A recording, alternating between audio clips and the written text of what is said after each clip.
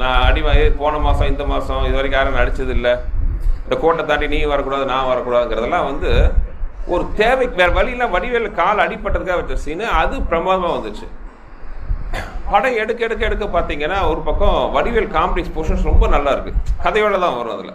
ஏன்னா வடிவேல் வந்து ஒரு பொண்ணு மேலே கோவம் வரும், ஹீரோ சொல்லுவா நீ போய் லவ் பண்ணி காட்டணும் பாரு, அந்த வீட்டில் எல்லாம் வேலை செய்வாங்க, இந்த மாதிரி போயிட்டுருக்கோம். இப்போ இன்டர்வல் பாயிண்டில் வரும்போது எனக்கு ஒரு சின்ன பயம். ஏன்னா அப்போ வந்து ஒரு ஹீரோவாக பிரசாந்த் கொஞ்சம் டவுன் ஸ்விங்கில் இருந்தார். டைரக்டாக நமக்கு படம் தான் முக்கியம். அதாவது எப்பவுமே நான் உங்களுக்கு சொல்கிற ஒரு அட்வைஸை தான், ஹீரோ வர்ஷிப்னோ வேறு எதுக்காகவோ போகாதீங்க, படத்துக்கு என்ன தேவையோ அதை பண்ணணும், அவ்வளோதான். எனக்கு இப்போ என்ன பயம் வந்துச்சுன்னா, ஒரு பிரசாந்த் மாதிரி ஹீரோ வச்சுக்கிட்டு, அப்போ கொஞ்சம் டவுனில் இருக்கார் அவர், பிரசாந்த் வச்சுட்டு செகண்ட் ஹாஃப் ஃபுல்லாக தாங்க முடியுமா படத்தை? சான்ஸே இல்லை. அப்போ என்ன பண்ணுவோம், பேசாமல் இந்த காமெடியையும் கூடவே ட்ராவல் பண்ணுவோம். ஸோ ஒரு போர் அடிக்கிற சீன் எல்லாம் கூட அந்த ஊருக்கு நம்ம போகும்போது பார்த்தீங்கன்னா, ஏன்னா ப்ரொடக்ஷன் வேறு கொஞ்சம் டிலே ஆகி போச்சு, 1.5 வருஷம். அதனால் அந்த